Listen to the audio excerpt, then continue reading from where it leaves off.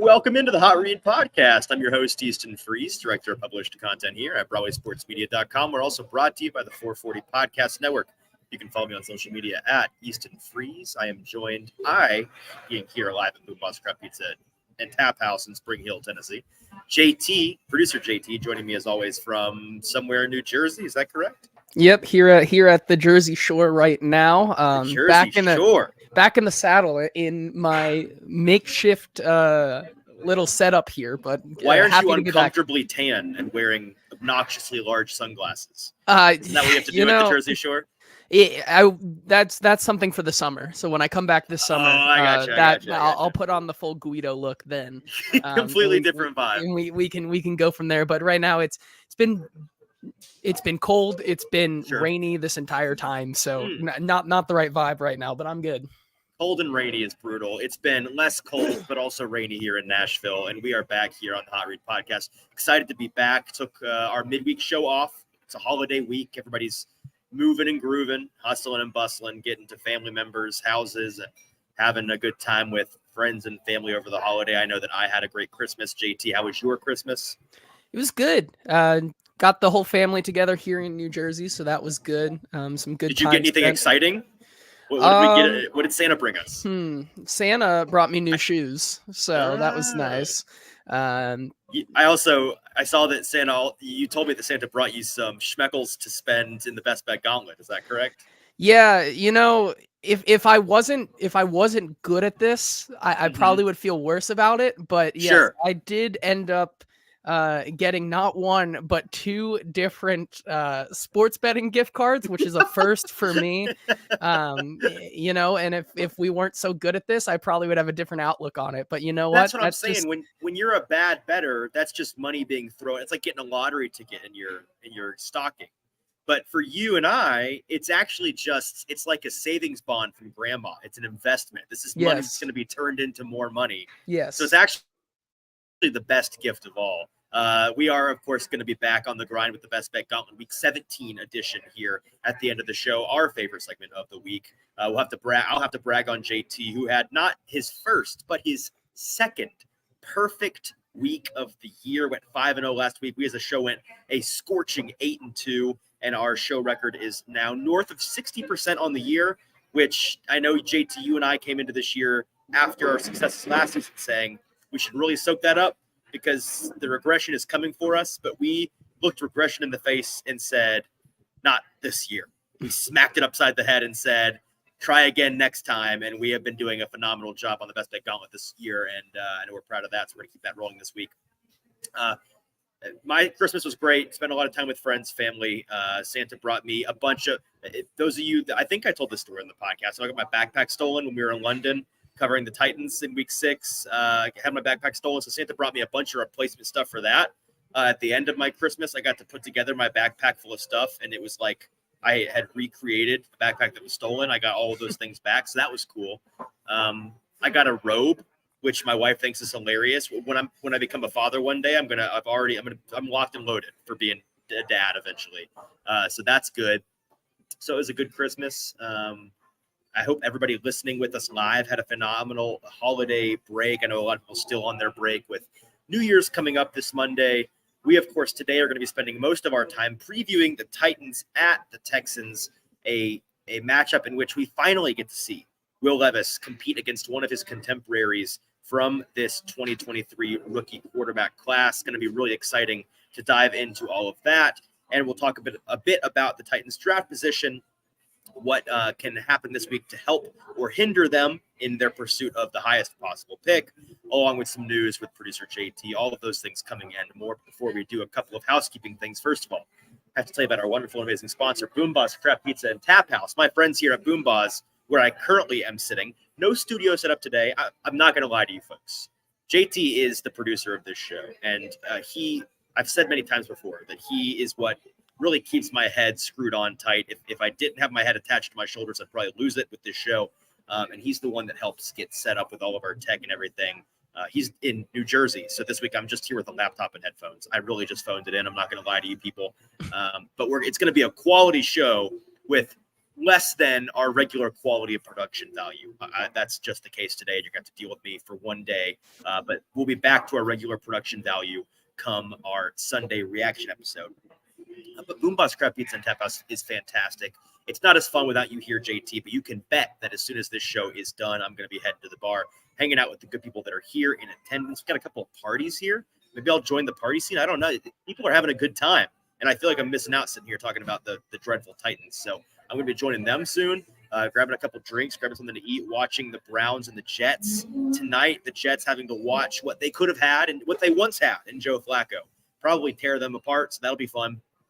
They do a phenomenal job here at Boomboss Pizza, creating a great atmosphere for watching sports and creating some great pizzas and great drink selections for you to wine and dine on. So it's a great time. I recommend you check out Boomboss Crab Pizza and Tap House. If you're in the Middle Tennessee location, in the Middle Tennessee area, there are 3 locations at which you could go and imbibe. We have Middle Tennessee locations in East Nashville, in Spring Hill, where I currently am, and in Murfreesboro. So whichever location is nearest you, go and check it out. It's Boomboss Crab Pizza and Tap House. We love being sponsored by them. Also, if you're tuning in with us live, any questions you have today on the Titans? We're kind of in this weird phase. Like, listen, this team, it's over for this team this season. It's all about the draft stock. And we are so stoked, JT and I, spending a lot of time behind the scenes preparing for what should be a phenomenal offseason. We've got bigger and better plans this year with our draft coverage.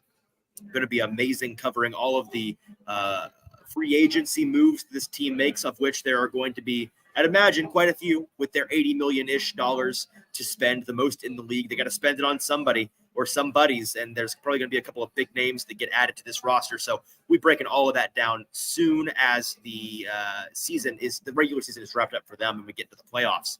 But for now, we are talking Titans and Texans. And if you're watching with us live, you have any questions about that, feel free to drop them in the chat. You can do that by joining us over at YouTube, Broadway Sports Media's YouTube page. Find this live stream there. And in the live stream comment section is where you can join Visa, who's already here, who says, bring on the best bet gauntlet, time to make some money. Absolutely, Visa. That'll be coming your way in just a minute. Okay, it's been 12 minutes of the show. I've successfully buried the lead long enough. Let's dive into some stats and information for this Titans-Texans matchup, JT. Some numbers for you. From a betting perspective, the Titans currently plus 4.5 at Houston. That number's kind of jumped around today with the announcement that CJ Stroud will, in fact, be healthy and cleared and ready to go for the first time in 2 weeks from that pretty gnarly concussion that he suffered. So they're going to be a pretty significant road underdog. The Titans are in this one. Titans under Mike Vrabel against the Texans are 6-5 straight up, 4-7 against the spread. So one of the few teams against which Mike Vrabel has not been great at covering and securing the bag for bettors that backed him. 1-5 against the spread in their last 6. So really not a good trend there. That dates dating back to last year. The Titans have lost 7 straight divisional games as of now. So that's going to be something that they have the potential to break over the next 2 weeks as they see 2 divisional opponents. But they're certainly going to be underdogs in both. So it's going to take a what's the word I'm looking for here? An upset. Yes, a big feat for them to come up. A big feat for them, an upset for them, which I do. We're going to talk a little bit in a second about how I kind of do expect them to upset one of these 2 teams. But those are some numbers there. Stroud, for his part, has made 13 starts so far in his rookie NFL career. He is 5-2 against the spread as an underdog, but just 1-5 against the spread as a favorite. So this is a moment where we have 2 trends meeting, and something has to give. Either Stroud, as a poor favorite, covers for once, or the Titans find a way to get their first divisional win in 7 consecutive tries. Some numbers for you from the Titans team they sent us today that I think are interesting for us to talk through, JT. The Titans have thrown for 20-plus yards this season with Will Levis on 16 of 124 attempts since Week 13, just tied for 4th best in the NFL. The Texans, for their part, have allowed 20-plus yards on 14% of attempts since Week 13, which is the 3rd worst in the NFL. So with Levis back in the saddle this week, which we're expecting, not confirmed yet, but we're expecting, the offensive line situation continues to somehow get worse and worse each week. But if they find a way to get the receivers downfield and give Will Levis enough time to uncork the ball, there's going to be opportunity for them to take the top off of this Texans defense. As for red zone defense, and JT, we've been talking about this for a couple of weeks now. It remains, I think, the funniest stat of this Titans entire season. For all of their failings, for all of their shortcomings in the season, and there are plenty, this Titans red zone defense has been consistently phenomenal. They've been the best in the league in the red zone, defending teams, keeping them from getting in the end zone, forcing 3s and not 7s, which is a big key to winning games. They've been better at that than any other team in the league for a large part of the season. The Titans have allowed just 2 rushing touchdowns in the red zone since week 13, which is tied for 5th fewest in the NFL. The Texans have just 2 rushing touchdowns in the red zone since week 13, which is tied 4th fewest in the NFL. The Titans also, just generally on the red zone defensive front, they still remain the best team in the league at forcing teams to kick field goals or turn the ball over, as opposed to getting into the end zone and getting those 7 points. So we'll see if that continues to trend in their favor this week. A couple more numbers for you. Pass rush for this Titans team, getting home at a bigger and better rate, it seems, each and every week as we get near and near to the end of the season. The Titans have sacked the quarterback 15 times since week 13, which is tied for most in the NFL. The Texans, for their part, have allowed their quarterbacks to be sacked 17 times since week 13, which is the second most in the NFL. So a big, big opportunity for the Titans defensive front, missing Jeffrey Simmons this week and playing against Teair Tart, who is now a Houston Texan this week. A little bit of a revenge spot for him. Do you know, JT, did he play last week, or is this going to be his first week playing? I think this will be his first week. I can double check that, but I think with him joining midweek. only being able to go over there last week or so, I don't think he played in that game. But I think this will be the first time that Teair Tart gets a stab at his former team. So that's going to be a big one. But without Simmons or Tart on the interior, you're going to have some replacement level guys in there. On the edge, however, Harold Landry, who continues to streak here at the end of the year, look really, really solid, look like himself again, coming off of that ACL injury. Arden Key, Danico Autry, those guys are going to get in there and have an opportunity to decide the quarterback quite a bit. Jacob in the comments brings up a good point. Says good red zone defense. Sounds like good coaching to him. Bowen deserves more credit than he gets. Jacob, I absolutely agree. We're going to talk about Bowen in particular in a graph that I found interesting this week. Some folks had some pushback for me online that I want to elaborate on and talk about what I think it actually means. And how I think it is an indicator that Shane Bowen is not even close to near the top of the list of issues for this Titans defense. We'll get into that in just a second, but I'm glad you brought that up. Just a couple more numbers for you that I find interesting. And on Thursdays, we love to run down the nerdy numbers for the folks to be well equipped as they talk about this Titans team. Wes on Broadway, a colleague of ours here at Broadway Sports Media, he tweeted out a list of where all NFL teams who have been eliminated from the playoffs rank in pass blocking efficiency. The Titans, JT, come in at a lovely 32nd out of 32 in the NFL. They have the worst, and if you told Easton of August this, he would have really had a hard time believing you. They somehow got worse on the offensive line and pass protection this year, even though they went out and intentionally got guys that were supposed to be better in pass protection than who they had in the past couple of years. They fell so flat, and they are dead last in the NFL to this point in pass block efficiency. One more. Well, actually, I'm gonna save this for you because we'll dive into this in a minute. Jacob in the comments saying, "Yay, graphs."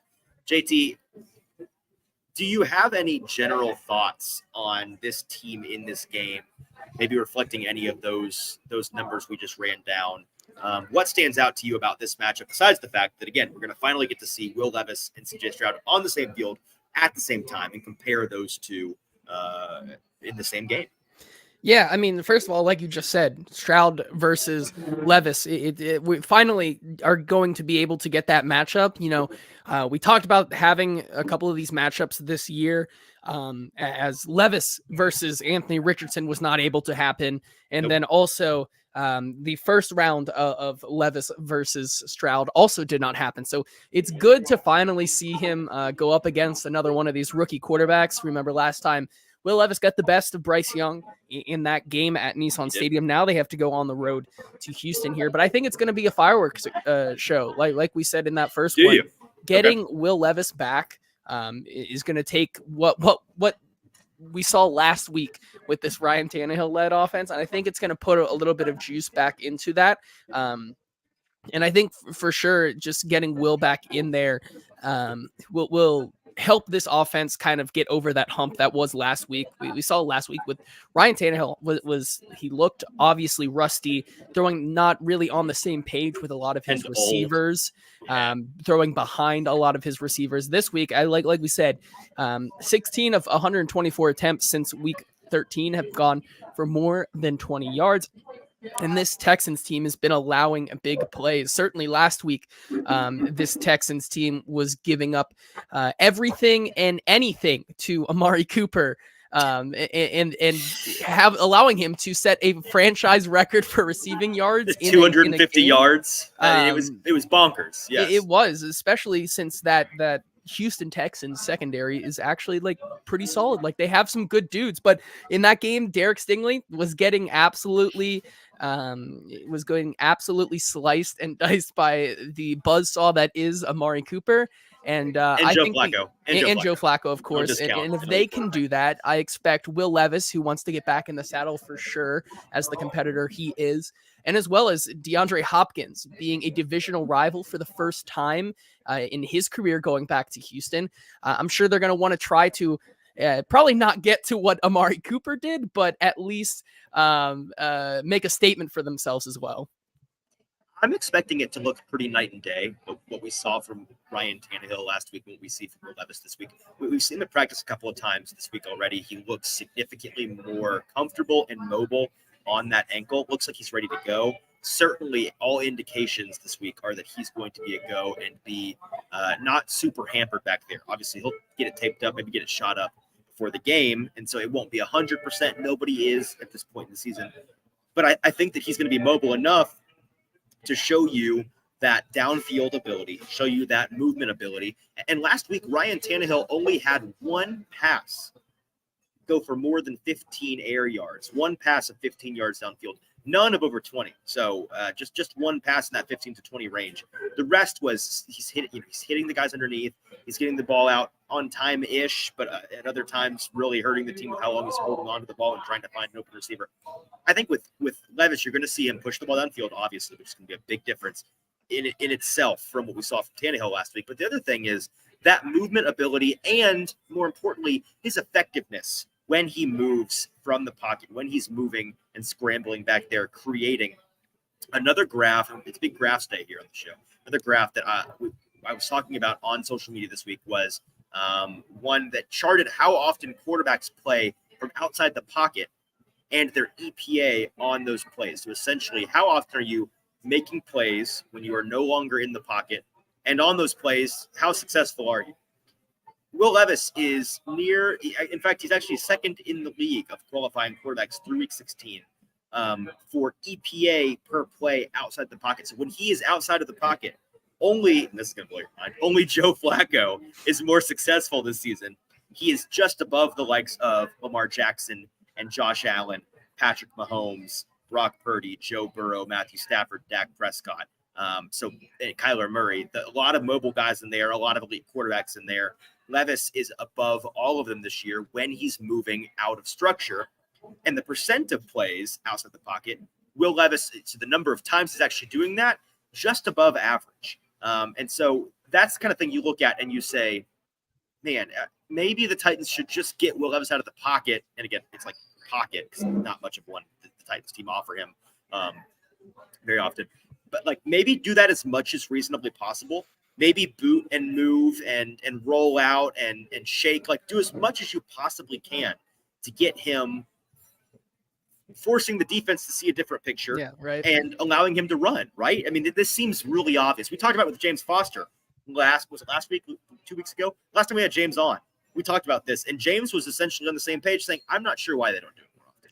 Yeah, it's really interesting, even though we don't have the graph here. If you look at it between Ryan Tannehill and Will Levis, both of them are almost dead set, like parallel to each other for how much usage they have outside the pocket. It's just Will Levis has been so much more effective when they do that. I think that has something to do with Ryan Tannehill being old, and then Will Levis, they use him basically the same way, because I think Will Levis has been dealing with this injury and his mobility has been hampered, I think, for a little longer than a lot of people may realize. Obviously, he's been dealing with some nagging injuries all the way since training camp. So it'll be very interesting going forward now that Will Levis looks a lot more spry than he has in a couple of weeks now. Seeing if they can do that for the rest of the season and then beyond.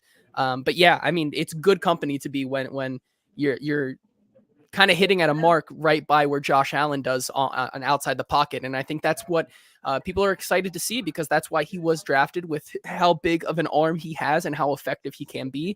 I think going forward, they definitely need to do that. It's just a question of, can the protection hold up to let him get out of the I'll go pocket? ahead and answer that question for you. The answer is no. Yes. And I agree with you that the age is certainly one thing for Tannehill. The other thing really is with Levis, it's that, like you said, the physical skill set that he has allows him to be more dangerous to an opposing defense when he is out of the structure, when he doesn't have the perfect base, when he's throwing across his body, when he's throwing across field across his body, which we've seen him try to do and successfully do a couple of times despite all odds this season. So that kind of thing is what makes him good at that, and is the explanation behind why he is, again, set. I don't know how Joe Flacco is so high, but to be fair, Joe Flacco is 1, 2, 3, 4. He's fifth fewest in the league, fifth lowest in the league in terms of percentage of plays outside the pocket. So very, very rarely is he moving. It's just when he does,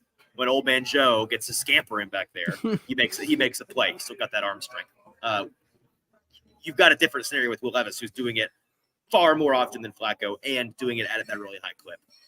Another graph that I want to talk about, the Bowen topic that I teased a moment ago, I want to talk about here in a second. But Kenneth in the comments, a couple of thoughts from him. We always appreciate Kenneth. Thanks for being here, man. First of all, he says, please, Vrabel, make it. He's looking to the offseason already, which I can't blame him for. Please, Vrabel, make an experienced offensive line coaching hire outside of the organization. Friends and family, Vrabel, O-line coaching plan is not working. Here's the thing, Kenneth, and we've talked about this. You and I differ on the blame pie for this team a little bit. I am not going to sit here and tell you that Jason Houteling, the Titans' current offensive line coach, is good at his job, because I have absolutely no idea. I have no indication whatsoever that I can point to and say, well, look at this, though. He's doing this, or look at this in the past. Look at his record. Doesn't really have a record, and doesn't really do anything this year with the Titans offensive line that makes you say, okay, he's making something out of nothing. Totally fair. I'm 100% with you. The issue, of course, and this is the case with a lot of these coaches, I have a really hard time putting a ton of blame on these coaching staffs, depending on the players at their disposal, right? And Jason has been dealing with, this. Like, I don't need to name all the offensive linemen for you. This offensive line, really only one offensive lineman that is actively good and another that is actively serviceable. Brunskill has been a league average guard on the right side, and to his credit, Chris Hubbard, before he got hurt, was around league average, slightly below league average right tackle. And you had so I'm getting distracted from my phone here. You of course have Peter Skoronski on the left side, who's, I think folks are a little bit down on. I've had a number of different folks ask me this week, like, man, Skoronski, like, kind of a waste of a pick. He seems like he's kind of mid. Let's pump the brakes there on that. Look at his season-long numbers, the season-long metrics and what he's done, and you consider the situation he's been in with a rusty toaster to his left and a wad of barbed wire to his right. Like, he's not been in a great situation, and yet his raw metrics are very, very similar to some of the very best interior offensive linemen rookie seasons in the league. You name interior offensive linemen around the league, you're like, this is what you'd like him to turn into. It's been really similar to that. And so the fact that he's put together a couple of fair, uncharacteristically bad to mediocre performances here in the past couple of weeks, that is concerning. And it's impossible to know how much the surgery and the wear and tear of a long season is starting to have an effect on him. I'm not worried about him, JT. I can't really be bothered by these past couple of games thinking about his career long term. Is that concerning you at all? No, because I think we also talked about this. We talk all the time about how O-line is not sexy. It is not something that you want to talk about a lot, and for good reason, because it is things like this where it is one of the positions that is the most important, but also takes the most time to develop. We've been talking all season about how you look league wide, that some of the greatest tackles and offensive linemen and so on and so forth struggle in their first and second year. It's a big developing thing for an offensive lineman to go from rookie to being a top league guy. So I think patience is the way to go with Skoronski. And to your point where it's a waste of a pick, like of course you could think that, because any other really position, they're going to have a better impact week in and week out that you can see. Sure. But in the case of Skoronski, there's not a lot that he can do. Like you said, he can't play every position. We can't clone Peter Skoronski and play him on every single position on the offensive line, although I think many of us wish that we could. But yeah, I think patience is what we need to practice with Skoronski, and just getting him that experience in this kind of lost season. So to get back to what Kenneth was asking, and I immediately took the off ramp on this topic. I'm sorry, Kenneth. Kenneth was talking, of course, originally about Jason Houtling, the Titans coaching staff with his offensive line. So let's get back to that. We've established this, he's not had great players, great chess pieces to work with. I am with you more on this, though, Kenneth, than I am on really any other coach on this staff. Houtling's the one guy who, again, I have to keep bringing up. He has not had it easy. He's not had guys that are going to set himself up to look good. And yet, pretty much every other assistant or position coach on this team, I can point to something this season, whether it's in the tape, whether it's player developing, whether it's lack of miscommunication, good cohesiveness out there on the field in a group. Like, I can point to something for pretty much every guy in this coaching staff and say, here is a little bit of proof of the coaching working, of the coaching mattering, of them getting as much juice out of the squeeze of this group as possible. Houtling's the exception to that. There really isn't anything there. And so, again, I think it's unfair to say definitively he is not good at his job, but it is equally as unfair to say he's good. We just, you got to give him some good players in there, because we don't have anything to indicate that's the case. So if they went out and got a much more experienced, proven offensive line coach this offseason, I would be all for it. I do think it would be unfair to Houtling to have him fired, because, again, I don't think he had a chance to really prove himself, and he was put in a bad situation. But sometimes it's the breaks in the NFL. You get paid a lot of money. Sometimes that's the way it works. And so I don't disagree with you on that front at all. I don't think it's their number one issue or number one priority this season, but it's one that they can address, and I think that they probably should, Kenneth. The other thing from Kenneth that I wanted to address in the comments, he says, outside of Levis, who needs a positive end of the season the most, Burks or Chig? If it's just, I don't know if he's asking in general, and those are two options. I think so. But if it's a binary between those two, it's obviously Burks. Chig has had a sneaky, really nice couple of weeks here. JT, if you wouldn't mind pulling up, we should acknowledge the Chig numbers here, if you wouldn't mind pulling those up for the past couple of weeks. He's been right around 50 yards like every week for 5 or 6 in a row at this point. Do you have it pulled up? Yeah, so I mean, you really wouldn't believe it, but second in the team in yards with 458 on the season. All season long. Wow. He's also second in targets with 67 on the season. And what we talked about Chigakonkwo last year, right? We talked about him being this guy yards after the catch, like he's sneaky elite that was the stat that was being thrown around at the end of that season. Well, in year 2, despite the drops, despite a little bit of a sophomore slump to begin the season, he's improved his yards after the catch per reception and his average depth of target. Those have both gone up in year 2. And I tweeted a couple of those numbers out, and I said this was more of a don't draft Brock Bowers tweet, but it must be said that, yeah, like you said, in his last 3 games or so against Seattle, 6 receptions for 63 yards and a touchdown. Against Houston, he had 3 receptions on 3 targets for 36 yards.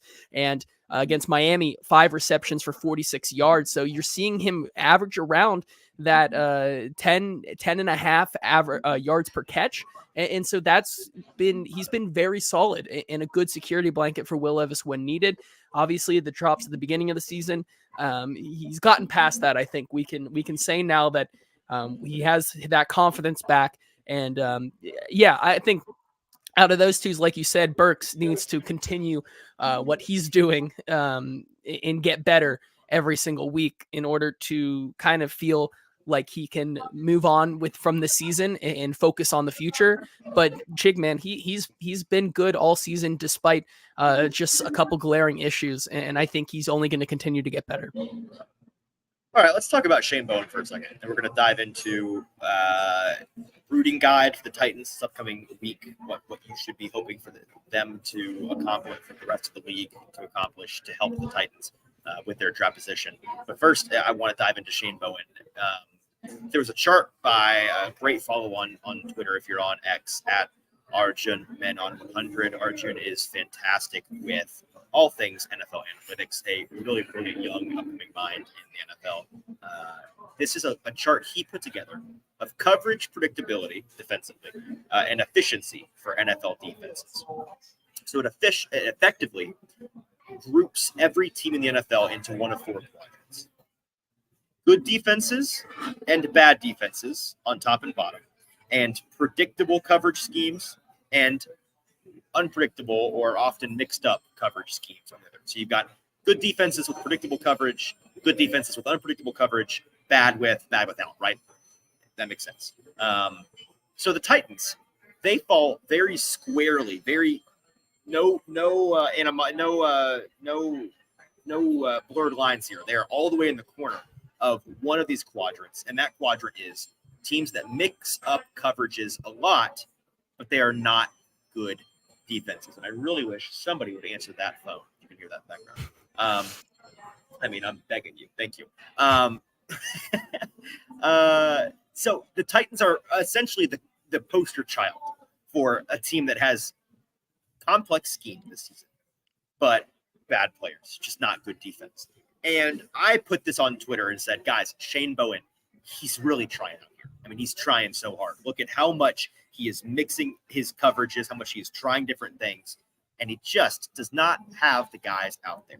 And a lot of folks came back at me and said, pump the brakes, Easton. Mixing up your coverages a ton does not a good defense make. It does not mean or a good coordinator make. It does not mean that you are good at what you're doing from a coordination standpoint just because you're trying a bunch of different stuff. And that's totally true. I did not mean for this post to be look, this one chart proves that Shane Bowen is good at his job. Absolutely not. It is just one plot point in the much, much, much larger picture here. But it is a plot point that I think matters. And what I think it does tell us, JT, is that he is doing a lot of work to try different things, to do one of 2 different things, in my opinion. Either he is trying to mix things up in an effort to try to find something, anything that works for this group of ragtag players. And not all ragtag, to be fair, just this group with some glaring holes. And he's throwing anything at the wall to see what might stick. And that is, there's nothing worse than a coordinator like some coordinators that I'll leave unnamed from recent past in Tennessee who deliberately would do the same thing over and over when it did not work and refuse to try something different. So Shane Bowen, absolutely not in that category. But also, what he could be doing that for is when you keep the opposing offense on their toes, when they don't quite know what is coming their way any given snap, that can help mask personnel deficiencies. You don't necessarily have to have the best players out there to win a rep, to win a snap against an offense that is better than you if they aren't quite sure what they're looking at, if the quarterback isn't quite sure what he's looking at, and they don't fit the look very well. A great example of this is on the exact opposite of this chart, because a lot of folks pointed this and said, Well, look at the Browns, right? Best defense in the league this year. Their coordinator, former Titans staffer, and Jim Schwartz, who folks distribute far too much credit for this Titans defense of pass to. I know this for a fact now, folks. However much you think he helped with the Titans coordination of this defense in the past, it wasn't that much. He helped, but it wasn't that much. He's on the exact opposite side. He's all the way up in the corner on an island, his defense. Jim Schwartz and the Browns, of predictable coverage scheme, but good defense. He is the the poster boy. Where's child? I don't know. The poster boy for a defense that says every single week to their opponents, you're going to know exactly what we're throwing at you, and we don't care because we got the better guys. We got the better dudes. And that's not what the Titans are. They are the exact opposite. And so folks point to that kind of thing and say, well, why are a lot of the good defenses this year, the Jets, the Niners, the Cowboys, the Browns, the Steelers, the Saints, why are they in the predictable coverage scheme good defense quadrant and not the good defense mix-up coverages a lot quadrant? And that's a fair point. I think it's unfair to discount how there are a lot of very good coordinators in this league in the same territory as Shane Bowen on this chart who just don't have the guys this year, but we know they are proven commodities defensively. Okay, in the territory with the Titans down here, you've got Big Lou Anarumo with the Bengals, who's been doing more with less on that Cincinnati Bengals defense personnel-wise for years now. Proven elite defensive mind. You got Bill Belichick over there. You got DeMeco Ryans with his new and young defense in Houston. We know he's a good defensive coordinator. That's why he got the job. We know he's good at it. And we've seen flashes of that great coordination from this team this year. They don't quite have the horses yet. Like, those are the guys over. Dan Campbell is in this territory.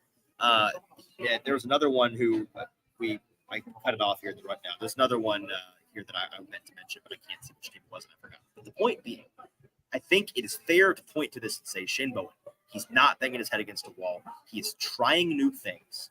He is trying to make chicken salad out of chicken, you know what, with this defense and with this personnel situation, which is certified garbage at this point. I mean, you've got guys out there playing defense at this point in the year for this Titans team who would not be playing on any other defense in the league this season at any point.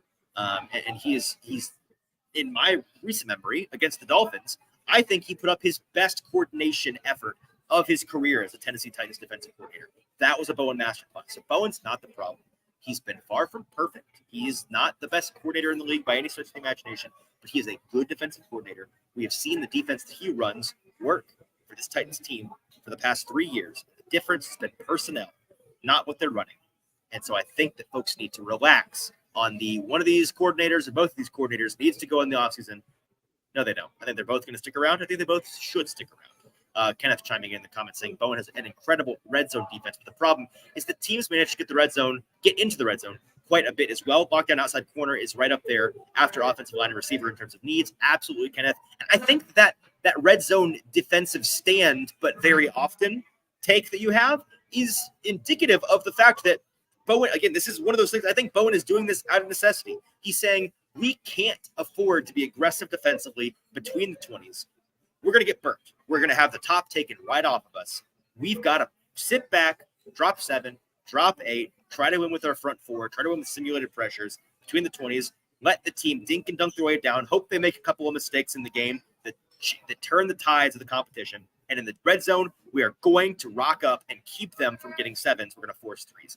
That's the philosophy you kind of have to have when you've got deficient defensive personnel. So that's where the Titans are. Okay, off my soapbox. Let's talk about Ruhnke for the Titans in Week 17. JT, before I move on, anything from you? I don't want to take anything away from you. Do you have any thoughts on that topic? The only thought is that, yeah, I would say that it's pretty hard to have a good and competitive defense when you have Trey Avery out there for almost every single play. Like, because the depth is so gone, like we said last week, you have depth guys playing in starter roles that they just cannot keep up. So to your point there, Shane Bowen doing anything he can. Bohanna, I believe, is out there. Quentin Bohanna. Not a real person even, I don't think. So I don't, yeah. A few linebackers that they have taken off the street for the past 2 weeks and continue to take off the street. Otis Reese rocking and rolling. Yes, so like you said, they're doing what he can do. He's doing what he can, you know. All right. the news and the best bet gauntlet here in just a second. One last thing to get to in the rundown. The Titans Week 17 rooting guide. Here's what you should be pulling for. Get out your pens and papers, folks. This is what you're going to be sitting down watching on Saturday and Sunday and Monday and tonight on Thursday Night Football, hoping to happen for the Titans to have the best possible draft position. I believe at this, and JT, I need to be fact-checked on this, but I believe the math at this point indicates that as long as the Titans lose at least one of their last 2 games, as long as they don't win out, they are guaranteed a top 9 draft pick, which is fantastic news because there are 9 or 10 really, really, really good, arguably blue chip players in this draft. So I don't think there's necessarily a bad option in the top 10 for them, and they're all offensive players. If there are 10 potentially, arguably blue chip offensive players in this draft, that is good news. They just need to not win out, which is possible, but I'd say very unlikely. That being said, they could, if everything went right for them this week, they could improve their draft spot where they currently are at 7th, all the way up to as high as 3rd overall if everything went right. Unlikely, but they are certainly capable of moving up a couple of slots. And here's how that happens. As always, by the way, got to give credit where it's due. We are ripping this straight from our buddy Justin Mello, or excuse me, wrong Justin Graver, friend of Justin Mello, the Justin Show, MCA, Music City Audible here on the 440 Podcast Network. Free shout for them, great show. Justin Graver took the time to write out all of this, and here's what has to happen. Titans need to lose to Houston if you're rooting for a draft position. That's step 1. Step 2 is fourfold. You need the other 5-win teams to get to 6 wins, and the other 4-win teams to get to 5 wins. So you need all the other 4 and 5-win teams to win, which means you need the Giants to beat the Rams, the Chargers to beat the Broncos, the Patriots to beat the Bills, and the Commanders to beat the Niners. Certainly some really unlikely matchups in there. If you could get 1 or 2 of them, that's really great news. The rest is strength of schedule tiebreakers. So this is the other strength of schedule tiebreakers that the Titans would like to have happen, ranked from most to least impactful. The Raiders beating the Colts, the Jets beating the Browns tonight on Thursday Night Football, the Chiefs beating the Bengals, the Cowboys beating Detroit, Chicago beating Atlanta, Miami beating Baltimore, Philly beating Arizona, Carolina beating Jacksonville, New Orleans beating Tampa Bay, Green Bay beating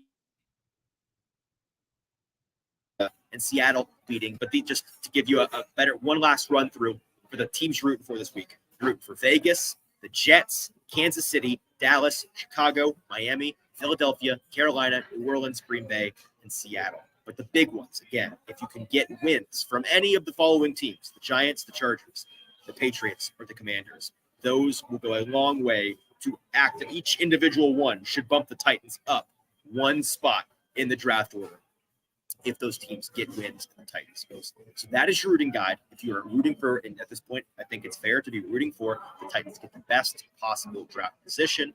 And with that, JT, let's dive into the news. What do you got for me, my friend? Yeah, the first thing that we're going to do is talk about the injury report for today. Let's talk about the guys that did not practice to start off the day. And just one with an injury. The others were non-injury related, but Aaron Brewer does not practice today with a knee/ankle injury. But otherwise, a lot of limited here, and some guys who did not play last week that are finally limited once again. You have guys like Sean Murphy-Bunting, Caleb Murphy, Caleb Farley also limited as well. Even though he won't play, it's good to see him also out there. And then DeAndre Hopkins, Chris Moore, Daniel Brunskill, Danico Autry, all limited. The big one right there, like I said, Aaron Brewer. Are you concerned at all about his availability this weekend? I'm concerned that he won't play. I'm not super concerned if he can't play. He's one of the players whose my opinion of this player has changed most of the season. I was pretty bullish and incorrect about his ability to be a much better center than he was a guard. Again, he's the kind of guy that I think would be best suited with really stout help on either side, because it's really a gadget offensive lineman if there ever was a thing. He is fantastic when you get him in the run game, getting him pulled. His athleticism really shows, and he can be a really nice tool in an elite run game. The Titans don't have that. They don't have anything elite on their offensive line. So without him in the lineup, it'll be one of their backup interior offensive linemen. maybe Corey Levin in there. Maybe they bump in Daniel Brunskill to center, which is a possibility. I'd imagine it's probably one of those two guys. And if that's the case, I don't think necessarily you see a huge drop-off, to be honest with you.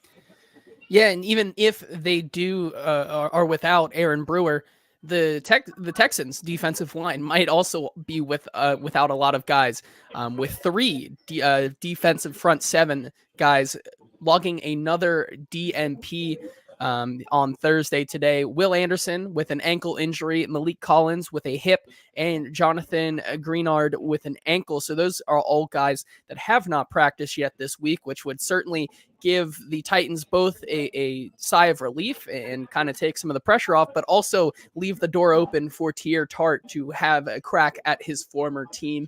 And then the other big guy that on this Houston Texans team that is back at practice, CJ Stroud, who is in the final steps of clearing that concussion protocol and logged a full participation today. Obviously, we will see it is looking more and more like we will see CJ Stroud versus Will Levis, but mostly this might be a second time here where the Titans play the Texans without Will Anderson.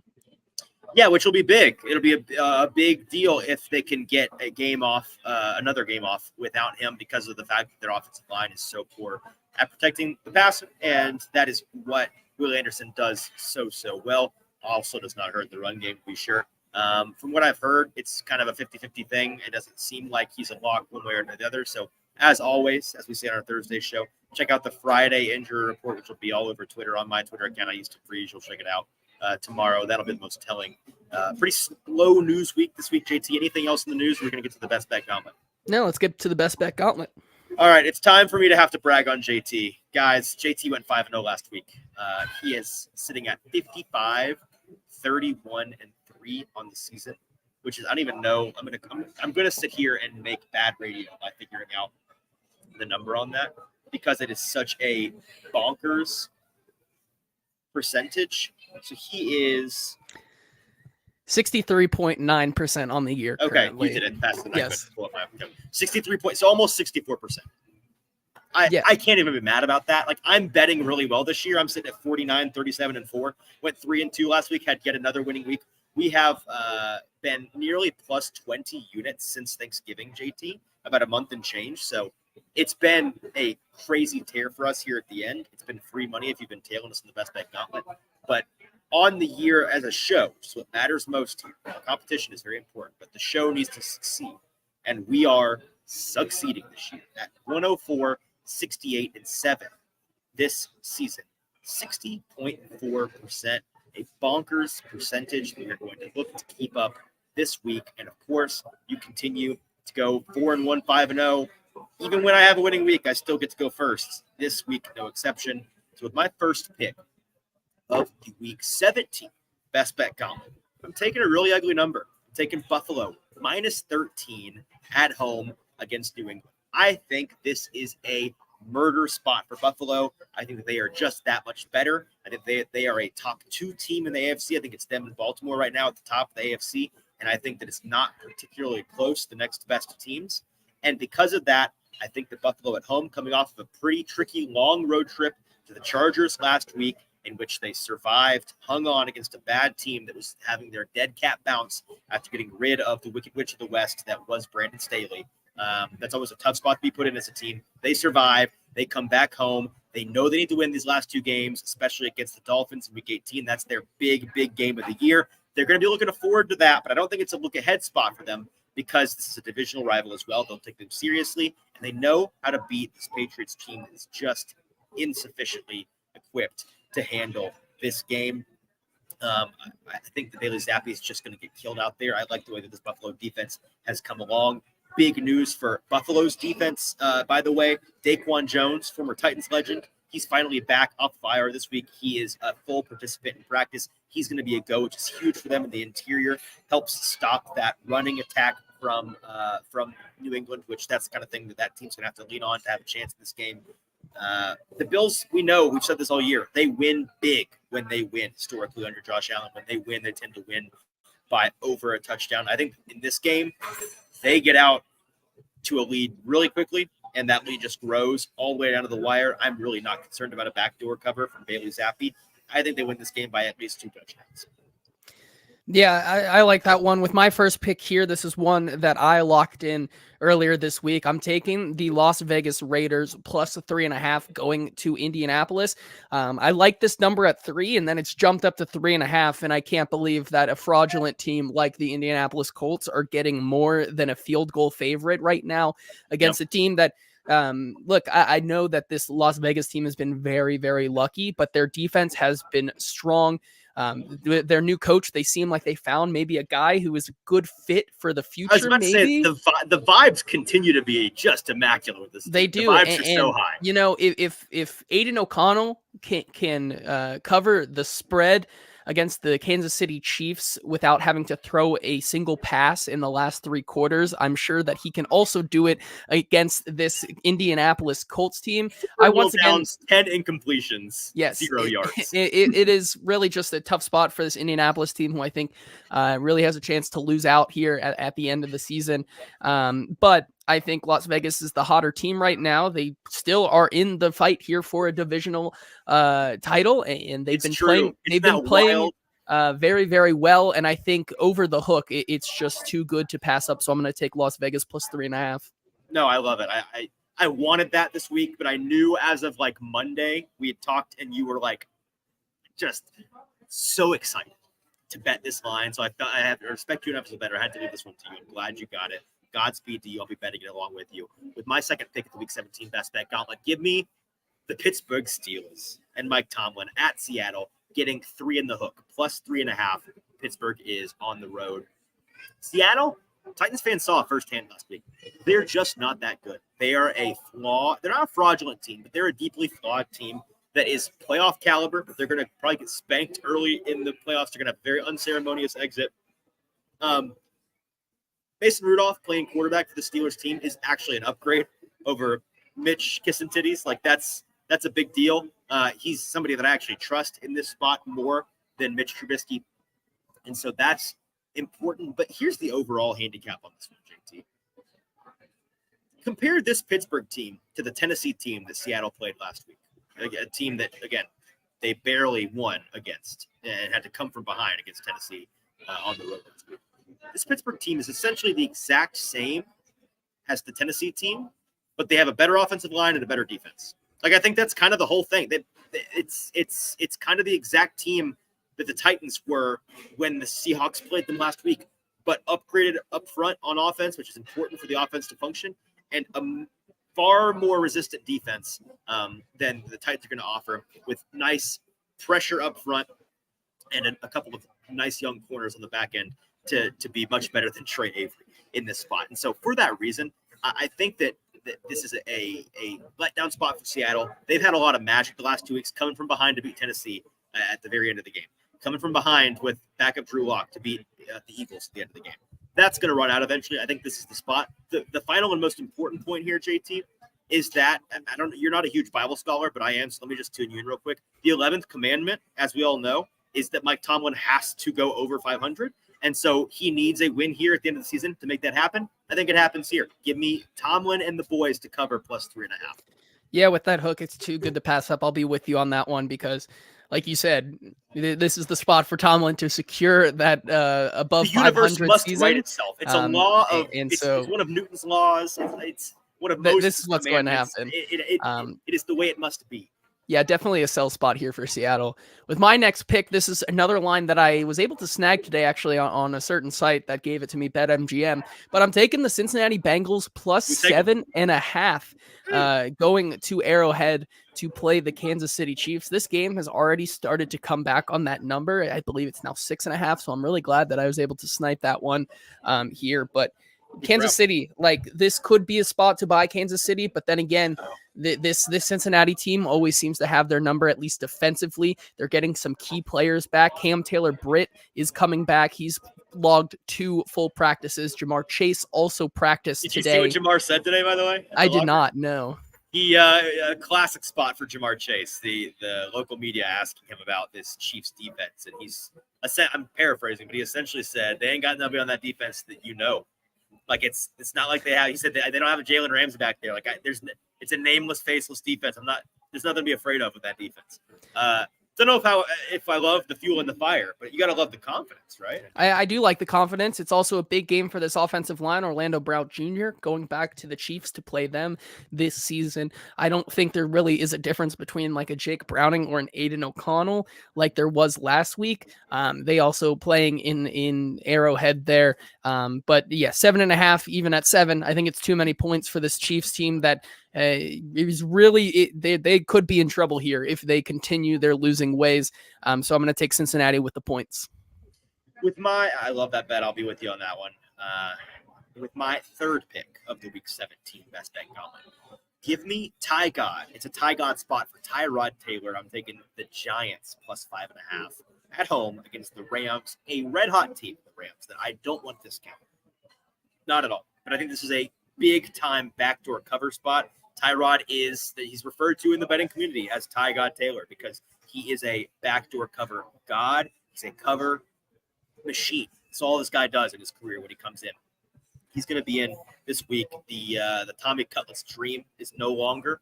He got whacked by the Mafia as he fittingly should have. And so we've got Tyrod in here for this Giants team that needs to cover plus 5.5. I would not be shocked if this number continues to trend up. So maybe this is one you earmark as something you bet on the day of. Get a 6, 6.5. Maybe a stupid book gives you a 7. Wouldn't bank on that, but it's a possibility. A really simple handicap here in the sense that the Rams are facing the 49ers next week, so it's a big look-ahead spot for them. They're going to want to win that game to get into the playoffs. And I think that folks are going to look at this spot, bettors are going to look at the spot and say, okay, the Rams know they have to win one of these last 2 games at least to get into the playoffs. This is probably going to be a spot they want to do it, right? And that makes sense on the surface. When you dive into the numbers, I think this is a really interesting statistic.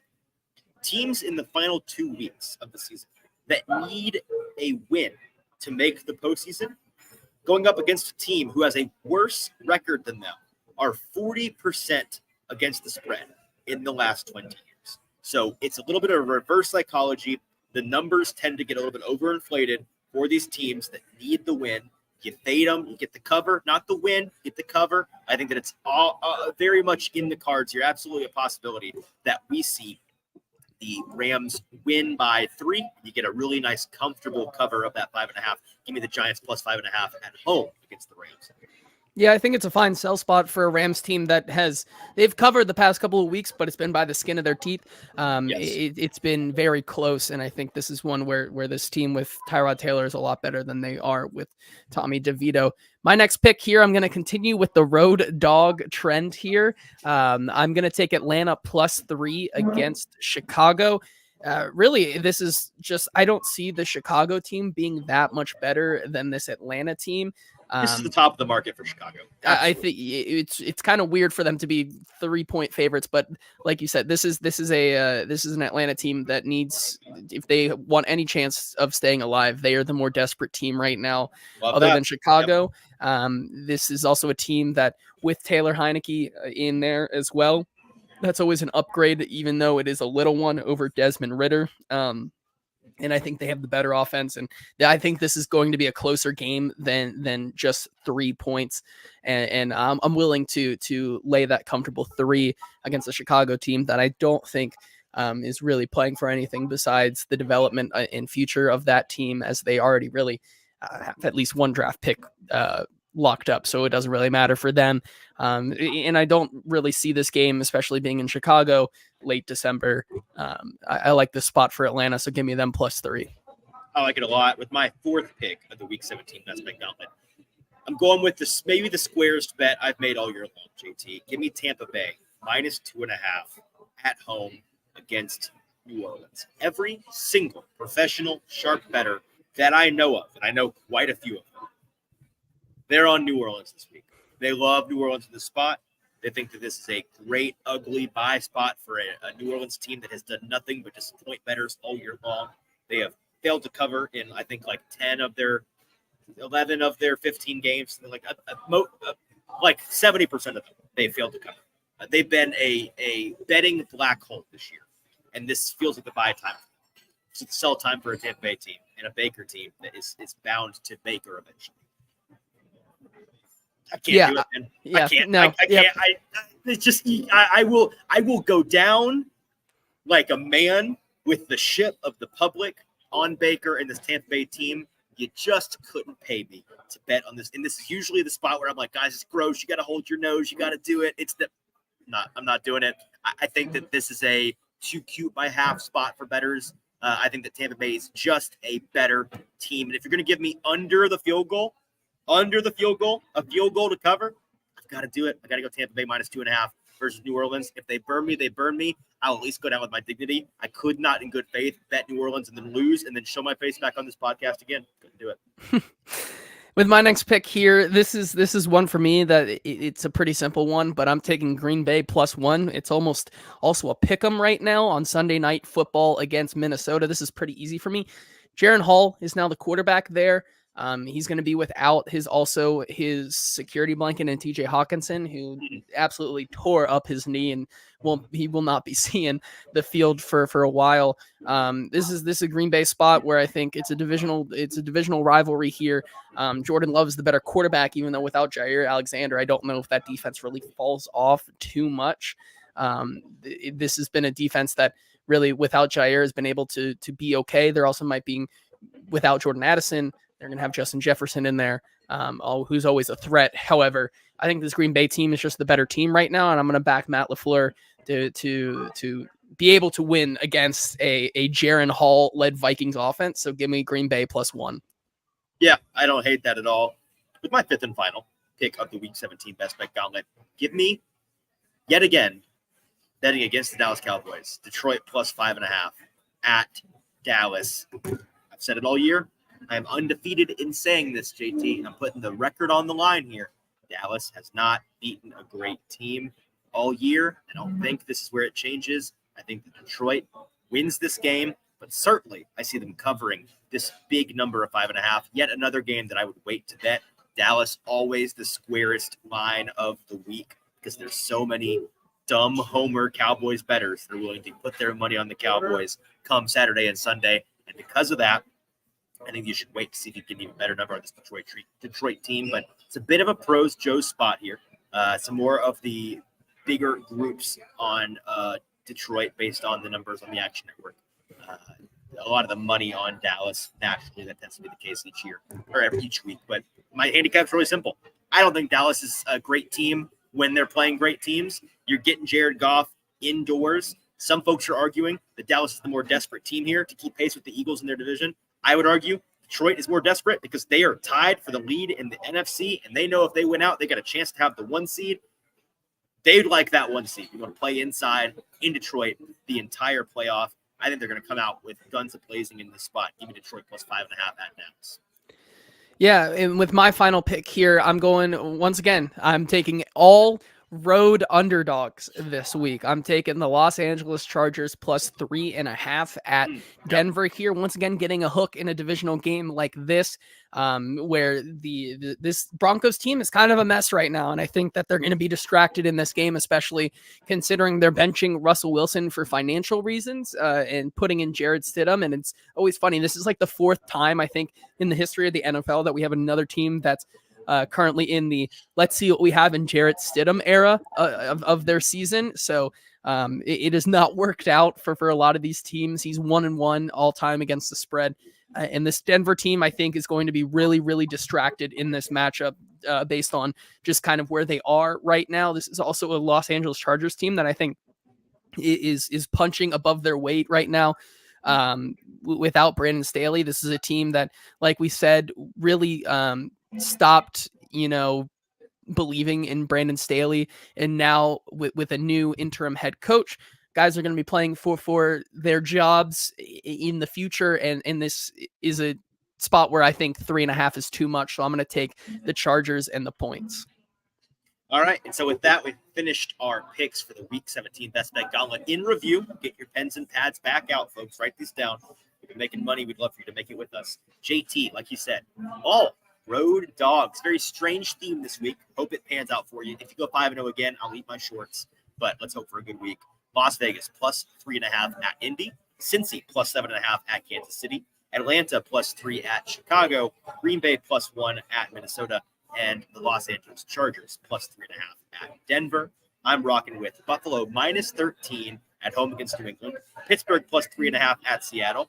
The Giants plus 5.5 at home against the Rams. The Buccaneers minus 2.5 at home against New Orleans. And the Detroit Lions plus 5.5 at Dallas. That is our Week 17 Best Bet Gauntlet, and that is our show. Appreciate JT satelliting in from New Jersey. Appreciate everyone here at Boot Boss Craft Pizza and Tap House for having us each week, even when it's just me and a laptop. It is popping here, JT. I'm going to go enjoy the people and the party and see what's happening. Would love for those of you in the area to consider coming out and joining us today or in the future. We'll be here each and every Thursday, at least to the Super Bowl. We've had discussions about some draft season arrangements, announcements to come in the near future. But for now, through February, whatever the Super Bowl is, the beginning of February, we'll be here every Thursday through the playoffs. Looking forward to it. Until Sunday afternoon, when JT, you and I will be recapping the Texans game. I'm your host, Easton Freeze. For producer JT, this has been the Hot Read Podcast. Have a great weekend. We'll talk to you on Sunday.